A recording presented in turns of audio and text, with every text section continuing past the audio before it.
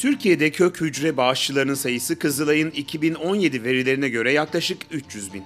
Başta Sağlık Bakanlığı, Kızılay ve Türkkök olmak üzere bu sayıyı arttırmak için birçok resmi kurum ve kuruluş çalışmalar yapıyor. Belki de Sensin'se bu alanda gönüllülük faaliyetleri yürüten ve bu konuda farkındalık oluşturmaya çalışan bir oluşum. İlk hikaye şu şekilde, bir zamanlar Twitter daha popülerken, 4,5 sene öncesinden bahsediyorum. Bir tane hashtag gördüm, konu etiketi. Efe iyilik lazım yazıyordu ama paylaşabilecek, yani kim varsa paylaşmıştı. Ben de dedim ki herhalde burada bir sıkıntı yok, artık devam edebilirsin. Sonra aradan 3 ay, 4 ay geçti. Aynı etiket yine orada.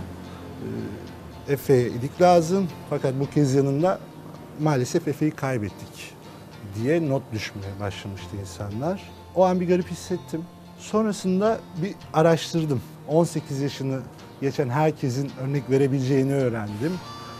Gidip o örneği veremediğim için Efe ile eşleşip eşleşmeyeceğimi veya başka insanlarla bilmediğimi fark edince orada hikaye başladı diyebiliriz açıkçası. Efe bir örnekti, başka birçok örnek var. Herkes kişisel bir kampanya çıkıyor.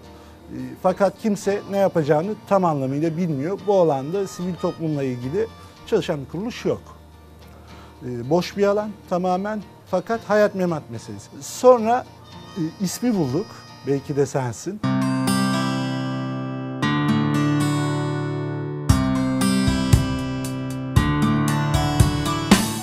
Belki de Sensin, insanları kök hücre bağışçısı olmaya teşvik etmek için 2013 yılında Merve Dilara Kurt ve Aykut Kadir Kurt tarafından kuruldu.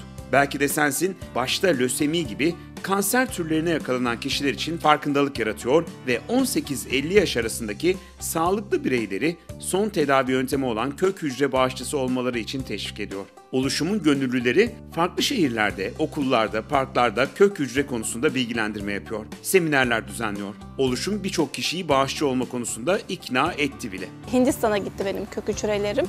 2 yaşında bir kız çocuğuydu. 3 aylık bir periyot süreci var kanser hastaların. İlk atlatma evresi öyle diye biliyorum. Atlattı. Bana 3 ay sonrasında haber geldi. Kanseri atlattığına dair, iyileştiğine dair. Çok güzel bir şey. Yerine kendi çocuğunu koysanız, hani ben ilk doğum yaptığımda oğlumun ayağından, topuğundan kan alırken o ilk ağladığı sesle dünyaları ayağa kaldırmak içimden gelmişti.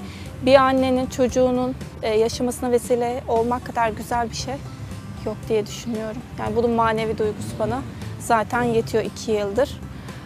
Çok mutluyum böyle bir şey yaptığım için.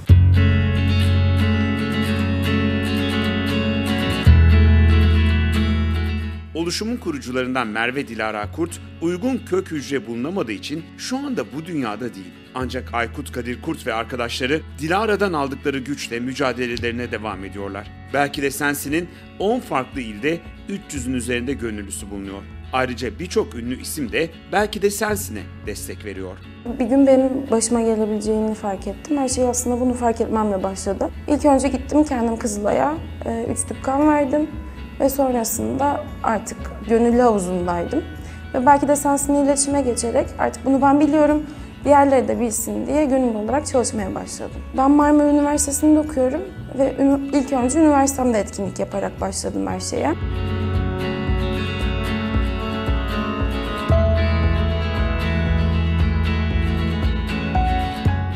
Belki de Sensin, kök hücre bağışı konusunda bugüne kadar yüz binlerce kişiye ulaştı. Kök hücre bağışçılığı konusunda farkındalığı arttırdı. Onlarca kişinin hayatına umut oldu.